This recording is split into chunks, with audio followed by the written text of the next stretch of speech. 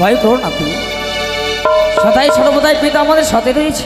কিন্তু জানো প্রভু, আর শুধু তো তোমার সাথে আমি সদাই সর্বদাই রয়েছি। শুধু তাই নয় গো, বলো মনসার নাগ প্রবেশ করতে পারবে না সে বাসনের ভিতরে। কিন্তু আমার আমার হাজারে প্রহরী সকলে রয়েছে, সারা পিতা রয়েছে যে আমরা আমাদের সাথে কোনো ভয় নেই, পেয়ে চলো না প্রবেশ করি বাসর ঘরে। কিন্তু বলো বলো, একটি কথা যে বারবার আমার মন বলতে চাই। কি কথা বলো? ওই মন সারো না গয়াসি পাতালো মাটিয়া,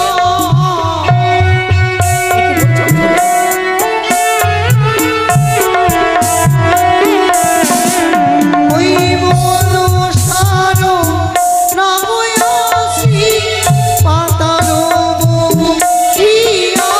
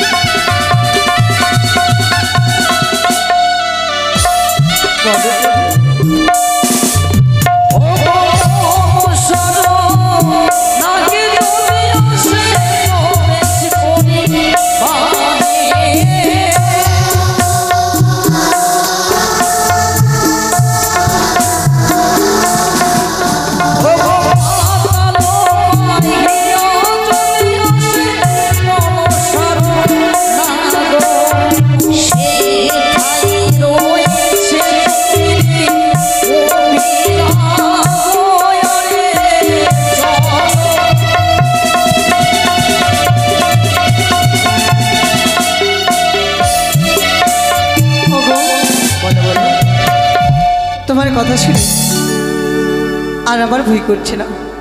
চলো তাহলে সে বাসরে ঘরে যায়। বেশ, তাই হবে। আরে বিলম্ব নয় পেয়ে চলো চলো। বাসর ঘরে প্রবেশ করি। চলো কি আর বিলম্ব নয়। বেশ। ও খোকা, বলো পিতা। সে বললে বাবা, এসো, দেখো দেখো, ওই দেখা যায় বাসর। আমরা যে পৌঁছে গেছি বাবা। তা সত্যি বলেছ পিতা। তাই আর বিলম্ব নয় বাবা। দেখো লক্ষ লক্ষ প্রহরী রয়েছে এই বাসরের চারিধারে, আর আমি সর্বদা সর্বক্ষণ এই বাসরের দ্বারে দারোয়ান রূপে দাঁড়িয়ে থাকি। পিতা গো, তাই প্রবেশ করো বাবা। কখনো কোনোদিনও তোমাদের ছেড়ে একাকিনী থাকবে না। সত্যি সর্বপ্রথম প্রবেশ করবো বাসর ঘরে। হে বাবা, নিশি বাদ হলেই জননী মোর যদি আসে বরণ ডালা সাজে সজ্জিত করেই হে খোকা, বরণ করে নিয়ে যাবে সে পবিত্র রাজপ্রাসাদে। হে বাবা, হে মনে যে বড় আশা গো পিতা। জানি না ঠাকুরের কাছে কেমন কামনা করেছিলাম, তোমাদের মতো পিতামাতা পেয়েছি। তোমাদের মতো পিতামাতা পেয়ে জীবনখান আমার ধন্য হয়েছে পিতা। ওই তাই তো সারাটা জন্ম ধরেই শুধুমাত্র তোমাদের চরণ সেবা করতে চাই। পাগল ছেলে, আমি হয়তো পিতা ভালোবাসার কাছে কোনো পুণ্য করেছিলাম বলেই তো তোমার নেই পুত্র সন্তান আমি পেয়েছি এই বয়সে। তাই বাবা বলো। আর বিলম্ব নয়, প্রবেশ করো। বেশ পিতা, সুন্দর করে তুমি আশীর্বাদ করো মোদের, সুন্দর করে আশীর্বাদ করো। প্রবেশ করবো সাঁওতালি পর্বত এই লৌহ বসর ঘরে। প্রভাত হলে যাতে যেতে পারি সেই চম্পক নগরী রাজপ্রাসাদে। বেশ বাবা, দুহাত তুলে প্রাণ ভরে আশীর্বাদ করি তোমাদের এই জীবন যুগলের যেন সুখময় সুখময় হয়। প্রবেশ করো। চলো বেহুলা, এসো। ওরে বা বেহুলা, বলেন বাবা। আজ তোমার প্রভুকে নিয়ে বাসরে প্রবেশ করতে চলেছ। তা তো স্বাভাবিক। আজ আজ তোমাদের জীবনের শুভময় ঋষি, কিন্তু জানো মা, বলে এই শুভক্ষণে আজ যে তোমার দ্বারে যে একজন ভিখারি এসেছে, ভিক্ষুক কিছু ভিক্ষে চাইবার আছে, তবে কি তুমি দিতে পারবে মা? বাবা, হে মা, উজানিতে যদি কোনো ভিক্ষুককে দেখতাম, ছুটে যেতে আমার অন্তরশালায় যা অন্য পেতাম, সেই ভিক্ষুককে আমি ভিক্ষি দিতাম। তাই এই সাঁওতালি পর্বত লৌহ বাসরে ঘরের কথা বলছেন, হ্যাঁ এর আশেপাশে আমি কোনো ভিক্ষুককে দেখতে পাচ্ছি না যে আমি তাকে ভিক্ষি দেব। সত্য, সত্যই বললে মা। এখানে তো হাজার হাজার লক্ষ লক্ষ সৈন্য সামন্ত, তার ভিড়ে রয়েছি আমি সদাগর। কি করে তুমি সেই ভিক্ষুককে চিনতে পারবে বলো? জানো মা, আজ সেই ভিক্ষুক অন্য কেউ নয়, তবে আজ তোমার কাছে এই দেখো, এই ভিক্ষের ঝুলিতে শুধুমাত্র ভিক্ষে চাইছি তোমার কাছে। এ কি বাবা, যা রাতালে ধনে পাতালে শুকায়, সোনার কুমড়ো ঘোরাঘুরি যায়, আপনি আবার কিসের ভিখারি হয়েছেন? জানো মা, আমি কিসের ভিখারি? শুধুমাত্র পুত্রের ভিখারি, আমি পুত্রের ভিখারি। আপনি কি চাইছেন বলেন? হাসি মুখে যদি আপনি আমার প্রাণটুকু চান, আপনাকে আমি হাসি মুখে দিয়ে দেবো। আমি তোমার প্রাণ চাইছি না মা। তবে তুমি আমায় কথা দাও, যেরূপ আমার পুত্র সন্তান তোমার হস্তে তুলে দিলাম, ঋষি প্রভাত হলে আমার হস্তে তুলে দেবে বলো? বেশ, আপনাকে আমি কথা দিলাম, সারাটা বেশি জাগরণ করে আপনার খোকাকে আপনার বুকে ফিরিয়ে দেবো।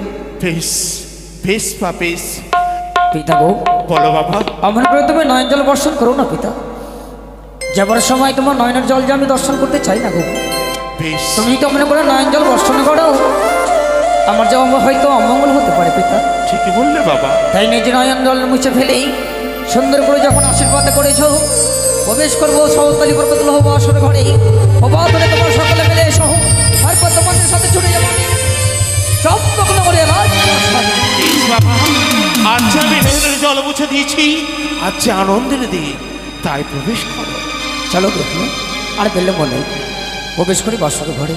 বেশ বাবা, দরজাখানা ডাকিয়ে ফেলো বাবা। ওই তো, কোথায় প্রহরীগণ? আজ আমার পুত্রবধূ অছিদ্র লৌহ বাসর ঘরে প্রবেশ করছে।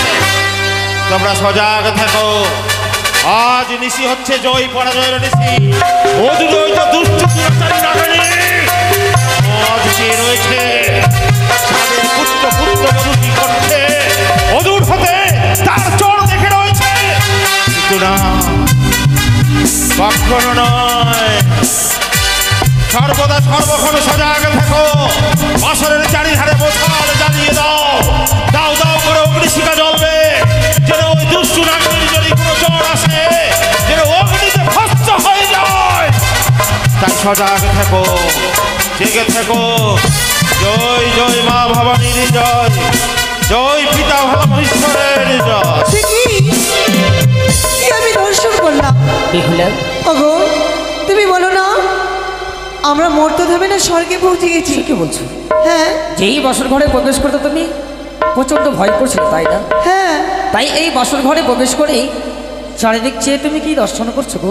ওগো, আমার বোনখানা বলছে যে আমরা হয়তো স্বর্গে এসে পৌঁছে গেছি। সে কথা নয়, তবে সত্যি হচ্ছে গেল বাসর ঘর একটা নিশুর জন্য পিতা রেখে গেছে আমাদের। প্রভাত হলে ছুটে যাবো সে পবিত্র রাজপ্রাসাদে। রাজপ্রাসাদে গিয়ে আমি হব রাজ্যের রাজা, তোমায় করবো রানী।